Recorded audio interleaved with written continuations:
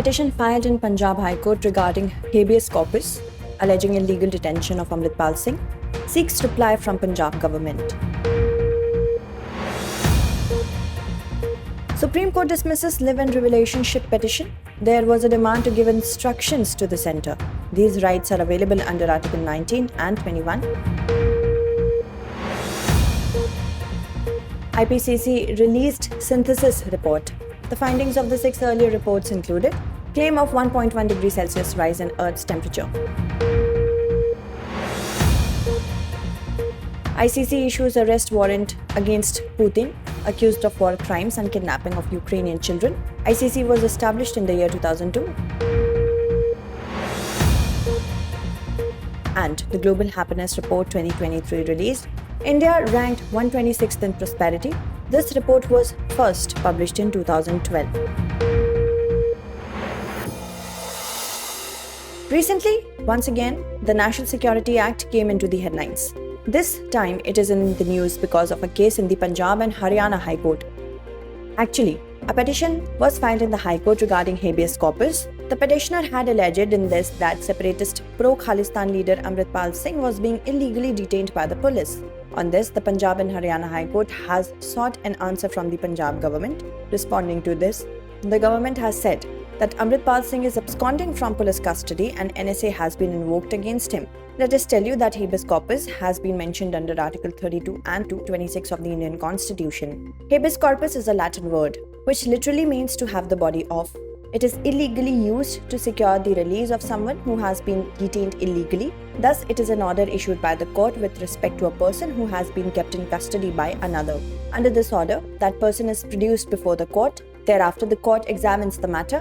If the case of the detained person is found to be illegal, he is released from custody. Significantly, the writ of habeas corpus can be issued against a public authority or an individual. The National Security Act was passed by the Parliament in the year 1980. Under this, the state has the right to detain a person without any formal charges and trial. According to this, a person is taken into custody to prevent them from acting in any manner prejudicial to the security of the state or for maintenance of the public order. This law can be invoked only by the order of the Divisional Commissioner or the District Magistrate. It cannot be invoked on the orders of a normal police officer. This law takes away the constitutional right of a person to be produced before a magistrate within 24 hours of his/her arrest. In the past, the Union Home Ministry has started the process of vacating and selling enemy properties. These are the properties of those people who have taken citizenship of Pakistan and China. According to statistics, these are 12,611,000 enemy properties across the country whose estimated value is more than Rs 1 lakh crore. Of this, 12,485 properties belong to Pakistani nationals and 126 to Chinese nationals. Uttar Pradesh is on top in terms of enemy properties, while West Bengal is second and Delhi is third. These properties are under the authority of the Custodian of Enemy Property of India, which is an authority established under the Enemy Property Act. According to the Ministry of Home Affairs, by issuing a notification, changes have been made in the guidelines related to the disposal of enemy properties. According to this, before selling the properties, the process of vacating them will be started, which will be done with the help of the concerned district magistrate or deputy commissioner. If the property is worth less than Rs 1 crore, the custodian will first make an offer to the occupant to buy it. If the occupant refuses, the disposal will be done as per the procedure given in these guidelines. Apart from this, enemy properties worth Rs 1 to 100 crores will be disposed of through e-auction by CP as per the rules laid down by the government. Apart from this, the sale price of any property will be determined by the Enemy Property Disposal Committee. According to the Ministry of Home Affairs, CP will use the public sector e-auction platform Metal Scrap Trade Corporation Limited for the e-auction process. Recently, the Supreme Court rejected a public interest litigation related to live-in relationship. It sought a direction to the centre to fix standards for registering every live-in relationship. The apex court has termed this demand as unreasonable. However, the petitioner states that the registration of live-in relationships will allegedly reduce cases like rape and murder. Apart from this, the government will get marital status, criminal history, and other information in such cases. Significantly, no law related to live-in relationship currently exists in India. It has been declared valid under Article 19 Clause A and Article 21 of the Constitution. Under the right to life conferred by Article 21, A person has the right to marry a person of his choice or to live with him or her without marriage. Apart from this, the Supreme Court and various high courts have stamped the recognition of live-in relationship in different judgments. In the year 2022, the Supreme Court declared that children born out of the live-in relationship are legitimate. The court has considered such children eligible to become family heirs. We should tell you that live-in relationships in India are protected under the Domestic Violence Act of 2005. Recently, the Bar Council of India has allowed foreign law firms and lawyers to practice in India. In this regard, BCI has also set some qualifications and rules. The BCI has given this permission under Bar Council of India Rules for Registration and Regulation of Foreign Lawyers and Foreign Law Firms in India 2022. However, earlier BCI was opposing practice in India by foreign lawyers and law firms in any form. The rules issued by BCI is based on the 2018 judgment of the Supreme Court, which prohibited foreign law firms and lawyers from setting up their offices in India. Foreign lawyers and firms must first register themselves with the BCI in India and also renew the registration every 5 years. However, foreign lawyers have not been permitted to appear before any court, tribunal, other statutory or regulatory authorities. They can only handle matters related to interpersonal transactions or corporate functions such as joint ventures, mergers and acquisitions, intellectual property and contracts. The BCI argues that their decision will help address concerns related to the flow of foreign direct investment into the country. Also, India can become a hub of international commercial arbitration in the coming time. Apart from this, understanding foreign laws will also help as there is very limited information available in this regard in India. BCI is a statutory body established under the Advocates Act of 1961. It is the apex disciplinary and regulatory body for legal practice and legal education in India. Recently, the Rajasthan Legislative Assembly has passed Right to Health Bill. After this, Rajasthan has become the first state in the country to pass such a bill. The bill aims to ensure the protection and fulfillment of equal rights in health and welfare. Under the bill, a resident of Rajasthan has the right to get free healthcare services from any clinical establishment, such as hospital, clinic, laboratories. Private establishments will also be included in this. However, the bill doesn't specify whether the state will reimburse private health establishments for providing free services. In order to ensure these rights in the bill, some responsibilities of the state government have been fixed. These include creating a public health model by the state, making appropriate provisions in the state budget, and making health services available in remote areas. Along with this, the responsibility of setting up a coordination mechanism to ensure the supply of safe drinking water, sanitation and nutritious food, etc. has also been entrusted to the government. In addition, the bill provides for the establishment of independent bodies called state health authorities and district health authorities at the state and district level, respectively. These will work to design, implement and monitor mechanisms for quality healthcare and management of public health emergencies. Out of this, the State Health Authority will be headed by an Indian Administrative Service officer not below the rank of Joint Secretary. It will be appointed by the state government. The state authority shall advise the government on any matter relating to public health. The District Health Authority will be headed by the District Collector. The bill also provides for setting up a mechanism to redress complaints against denial of services and violation of rights. For this, a web portal and helpline center will be set up.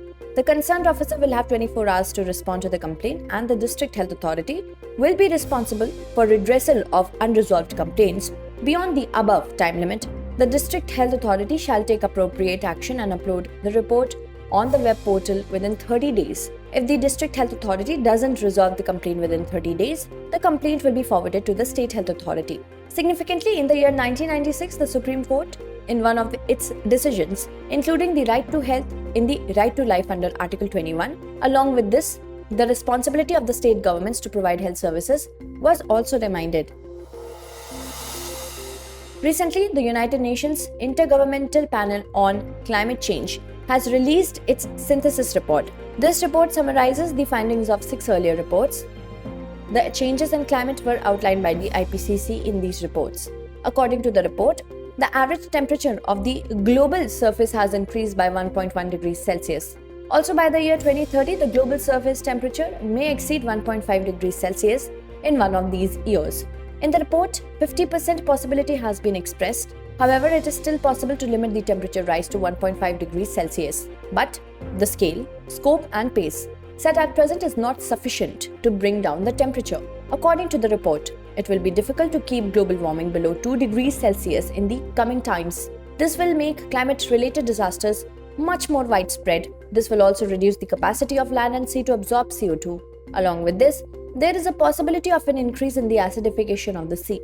As a result, the incidence of drought and heat wave will take a more severe form. In this way, there will be some changes in the climate system, which will be impossible to reverse.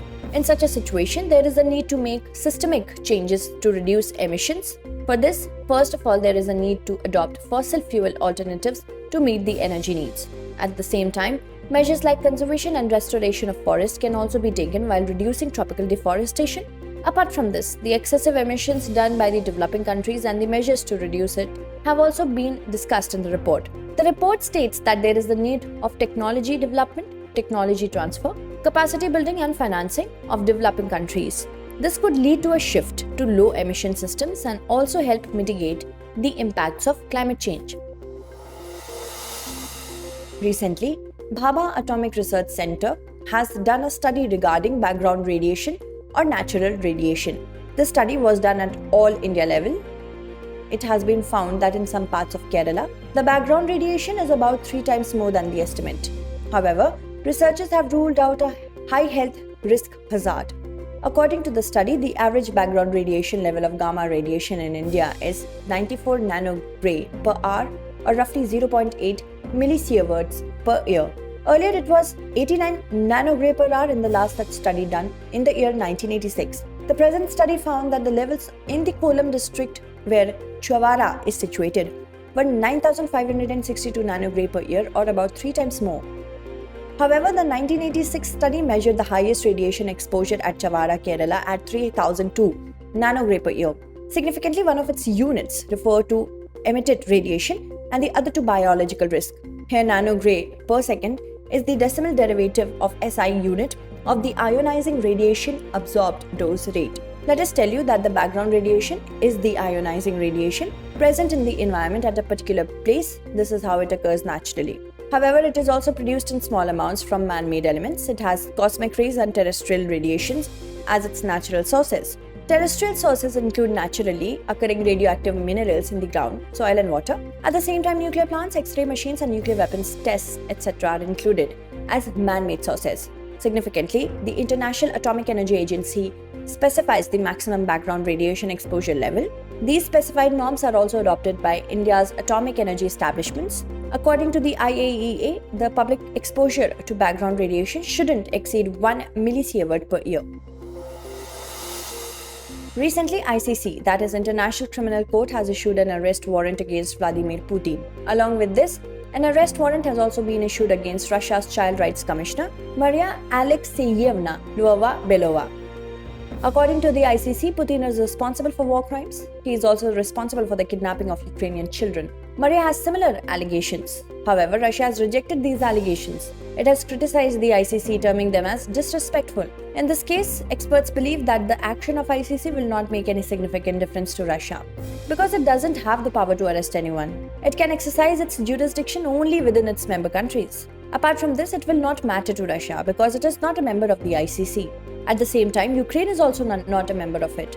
However, this may impact Vladimir Putin in other ways, such as making it difficult to travel internationally.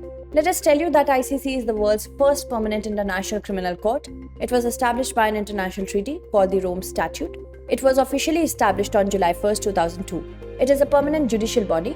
Its headquarters is in The Hague, Netherlands. It was established to prosecute heinous crimes where national courts fail to act. It deals with genocide, war crimes and crimes against humanity. For this, it works like investigating the accused persons, prosecuting them and sentencing them to jail. It has 100 member countries across the world. Significantly, India is not its signatory. Recently, there has been news of the presence of active volcanoes on Venus. This has been revealed in a study published in the journal Science. In fact, scientists came to know about it after studying radar images taken by NASA's Magellan spacecraft 30 decades ago. According to NASA, this is the first time that clear geological evidence of active volcanoes has been found on the surface of Venus. Along with this, the change in the size of the volcanic vent has also been revealed from these photographs. According to the study, the size of the Mons volcanic hole on Venus has changed several times in the last 8 months. Because of the size of this hole was doubled. Also, its lava had reached the top. As a result, this volcano is currently present on Venus in its active form. Significantly, Oza Mons is the highest volcano here, whereas Mathmons is the second highest volcano on the planet. It is located in the Atla Regio area. This is a large highland area located near the equator on the planet Venus. Let us tell you that NASA's Magellan mission was one of the most successful space missions to Venus. It was launched on May 4, 1989. It was the first spacecraft to image the entire surface of Venus. In 1994, communication with Magellan was lost. Significantly, it is the second closest planet to the Sun and sixth largest planet in the solar system. It is also called the twin planet of the Earth. Also, it is the hottest planet in the solar system. Its special thing is that it rotates in the opposite direction relative to other planets. Here, the sun rises in the west and sets in the east. Like Mercury, it also doesn't have any moon of its own. Recently, the World Happiness Report 2023 was released. According to this report, Finland is the happiest country in the world. Finland has topped the list of the world's happiest countries for 6 years in a row. Denmark is at the second place and Iceland is at the third place. According to the report, Nordic countries have extensive welfare systems, high trust in authorities, and very low inequality among people. India ranks 126th in the list of 137 countries. This ranking of India is below neighboring countries Nepal, China, Bangladesh, and Pakistan. Significantly, last year India had 136th ranking. Afghanistan is placed at the bottom of this list. It is followed by Lebanon, Sierra Leone, Zimbabwe, and the Democratic Republic of the Congo as the least happy countries in the world. The interesting thing in the report is that Ukraine's ranking has improved this year despite the Russian invasion. Where Ukraine was at number 98 last year, this time it has reached number 92 in terms of happiness. The World Happiness Report was first published in 2012. It is based on an assessment of people's happiness as well as economic and social data. 6 key factors are considered in this report. It includes social support, income, health, freedom, generosity, and lack of corruption. It provides a happiness score based on data averaged over a 3-year period. It is prepared on the basis of data obtained from sources like Gallup World Poll, whereas it is published by the Sustainable Development Solutions Network. This report is supported by the United Nations. Recently, Global Terrorism Index 2023 was released. In this, Afghanistan has been placed at the first rank, while Burkina Faso and Somalia have been placed at the second and third places, respectively. In this, the neighboring country Pakistan is on the 6th place, whereas India is at the 13th position. Furthermore, the index highlights that there is no direct correlation between climate change impacts in countries or regions facing terrorism. However, climate change provides an opportunity for terrorist groups to fundraise, propagate, and recruit. This gives them the opportunity to take advantage of extreme weather events. For example, in Pakistan in 2010, Jamaat-ud-Dawa, the then front organization of terrorist group Lashkar-e-Toiba, provided significant humanitarian relief in the wake of devastating floods. People were emotionally impacted by this. Furthermore, it states that 830 million people are facing food insecurity globally. Out of these, 58% live in the 20 countries most affected by terrorism. However, ecological threat is not the only cause of terrorism, but it increases the threats. These threats are capable of destabilizing society as well as creating an environment that terrorist groups can take advantage of. We should tell you that this is the 10th edition of the Global Terrorism Index. This index is issued by IEP, that is Institute for Economic and Peace. This index provides a comprehensive summary of major global trends and patterns in terrorism over the past decade. The calculation of Global Terrorism Index score considers not only death but also incidents, hostages, and damage caused by terrorism. Data from Terrorism Tracker and other sources is used for its compilation. Notably, the Terrorism Tracker provides records on incidents of terrorist attack since January 1, 2007. Recently, Interpol removed the name of India's fugitive Mehul Choksi from its Red Corner Notice list. CBI, that is Central Bureau of Investigation, has demanded Interpol to include Choksi's name again in the Red Notice. Actually, Choksi, along with his nephew, Nirav Modi, is wanted in Rs 13,100 crore Punjab National Bank scam. Interpol has included it in the Red Notice list on the petition of Enforcement Directorate. A Red Corner Notice or Red Notice alerts police forces around the world about fugitives who are wanted internationally. It is issued to fugitive criminals of a country who are wanted for prosecution or serving sentences. In this way, it is like a request to law enforcement around the world. It is used to locate and arrest a person pending extradition, surrender, or similar legal proceedings. Significantly, this request is based on an arrest warrant or court order issued by judicial authorities. However, member states apply their own laws to decide whether to arrest a person or not. we should inform you that the full name of Interpol is International Criminal Police Organization. It is an intergovernmental organization and consists of 195 member states. It facilitates police cooperation and crime control around the world. It is the largest police organization in the world. It was established in the year 1923 by 19 countries. It was established in response to the urgent need to facilitate cooperation between police across borders. Recently, the Global Commission on the Economics of Water Institute has published a report. It has been published under the title Turning the Tide, a Call to Collective Action. This report is based on climate change, rainfall and water crises. It aims to pave the way for halting the decline in global water security. The report says that human activities ranging from destroying forests to burning gas, oil and coal are disrupting rainfall. This is expected to pose a threat to health and social stability, including huge losses to the economy. The report also warned that everything from food supplies to hydropower generation could be at risk due to lack of water security. Security analysts highlight the problem by citing the example of the Horn of Africa region, where the monsoon season has failed 5 times. As a result, problems like political instability, conflict, displacement and migration can be seen at present. Therefore, according to the report, the problem of fresh water needs to be seen as a global rather than a local or regional issue. At the same time, there is a need to strengthen the way how limited supplies are managed and valued. Apart from this, there is also a need to adopt measures to improve water security, such as adaptive irrigation system, less water-intensive crops and drought farming practices. It also calls for adopting measures in urban areas such as freshwater storage, recycling of wastewater, and using less water in manufacturing. Significantly, according to UN Water 2021 statistics, currently about 2.3 billion people live in countries with severe water crises. Let us now look at the 5 questions based on the bulletin. Questions based on today's bulletin are: first question is, consider the following statements. 1. The National Security Act was passed by the Parliament in the year 1980.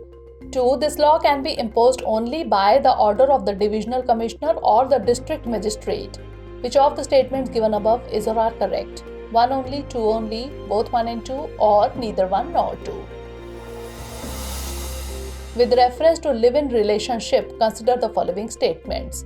1. It is considered valid under Article 19A and Article 21 of the Constitution. 2. Live-in relationships in India are protected under the Domestic Violence Act 2005. 3. Children born to a partner in a live-in relationship are entitled to inherit the ancestral property. Which of the above statements are correct? 1 and 2 only, 2 and 3 only, 1 and 3 only, or 1, 2 and 3. Next question is, with reference to the Global Happiness Report 2023, consider the following statements. 1. In this, Finland is considered to be the happiest country in the world. 2. India is ranked 126 in this list. 3. The number of countries involved in this is 137. Which of the statements given above is or are correct? 1 only, 1 and 2 only, 2 and 3 only, or 1, 2 and 3. Next question is, with reference to the Global Terrorism Index 2023, consider the following statements. 1. This index is released by the Institute for Economics and Peace. 2. Afghanistan has been placed at the first place in this index. 3. India ranks 13th in this index. Which of the statements given above is or are not correct? 1 only, 1 and 2 only, 1 and 3 only, or none of the above. Last question is, which is the first state in India to provide right to health to the people of that state? Kerala, Tamil Nadu, Andhra Pradesh, or Rajasthan?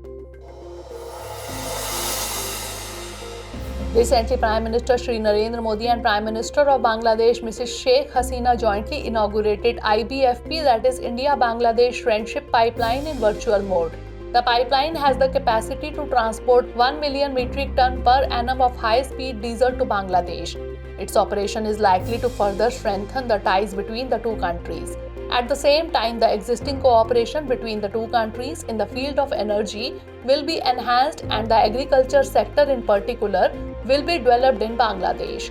Let us inform that the foundation stone for the construction of this pipeline was laid in September 2018. It is the first cross-border energy pipeline between India and Bangladesh. While this is the second cross-border energy pipeline between India and its neighboring countries, It may be noted that earlier Numaligarh Refinery Limited has been supplying petroleum products to Bangladesh since 2015. Recently, an army helicopter crashed in Arunachal Pradesh. According to the army, the name of this helicopter is Cheetah. Actually, Cheetah is a 5-seater helicopter. It is one of the helicopters best suited for missions in hot tropical climates and at high altitudes. It holds the world record for flying altitude among all categories of helicopters. This helicopter is used for purpose of passenger transport, cargo delivery, disaster rescue, military testing, etc. It is manufactured in India by HAL in association with French company Aerospatiale. It was inducted into the Indian Army for the first time in the year 1976. Recently, the Supreme Court has allowed the government to pay the amount of one rank, one pension in installments. This area amount is around Rs 28,000 crores, which is to be given to around 21 lakh ex-servicemen or their families. The Apex Court has ordered to pay the entire outstanding pension amount by 28 February 2024. The court has also fixed a category to give the amount in installments to the ex-servicemen. In this, the outstanding amount will be paid by April 30 to 6 lakh people who have received family pension and gallantry awards. On the other hand, 4 lakh pensioners above the age of 70 years are to be paid by June 30 and the remaining 11 lakh ex-servicemen are to be paid the amount in 3 installments before February 28, 2024. It is noteworthy that one rank, one pension was implemented by the central government through a notification on November 7, 2015. Armed Forces personnel retired up to June 30, 2014 are covered under this scheme. Recently, the National Institute of Ocean Technology, Chennai has decided to make the desalination plant located in Lakshadweep emission-free. In fact, till now, diesel generator sets were used to operate these plants because there are no options to power supply where these plants are established. But now renewable energy resources like solar energy, wind energy, etc. will be used as fuel to run these plants. It may be noted that at present 5 desalination plants are working in Lakshadweep. Potable water is produced in these plants by using LTTD, that is low temperature thermal desalination technology. Recently, the hockey stadium of Rai Bareli has been named after Rani Rampal, the star hockey player of the Indian team. Thus, she has become the first woman player of India to achieve this feat. MCF Rai Bareli has renamed the hockey stadium as Rani's Girls Hockey Turf. Significantly, Rani had returned to the Indian team during the tour of South Africa earlier this year. Rani was returning to the squad after last playing against Belgium in the FIH, that is International Hockey Federation's Women's Hockey Pro League 2021-22. On March 26, ISRO will launch OneWeb India 2 mission from Satish Dhawan Space Center. According to the news under this, ISRO will launch 36 OneWeb satellites using LVM-3 launch vehicle. With this launch, the total number of OneWeb satellites will reach 582. Let us tell you that OneWeb is a UK-based company. It has tied up with NSIL, the commercial arm of ISRO, to launch 72 satellites in 2 phases. Last year, the first group of 36 satellites has been launched by NSIL under the OneWeb India 1 mission. Recently, the government of Odisha has declared Gandhmardan Hill Range as a biodiversity heritage site. This hill range is spread between Bargarh and Bolangir districts of Odisha. This hill is famous for medicinal plants. This is the reason why it is known as the Ayurvedic heaven of Odisha. Bauxite reserves are also present here. Significantly, this is the 3rd biodiversity heritage site of Odisha. Also, 2 biodiversity heritage sites are Mansaru Gorge in Kandhamar district and Mahendragiri Hill Range in Gajpati district. Recently, Tamil Nadu has registered a significant reduction in the number of TB deaths. For this, the Tamil Nadu government has attributed the Tamil Nadu Kasanoi Erapilla Thittam. It means TB death-free project. The program was launched in the state in April 2022. It was implemented by the government of Tamil Nadu in collaboration with the ICMR NIRT, that is National Institute for Research in Tuberculosis, and WHO India. As a part of this initiative, there is differentiated TB care.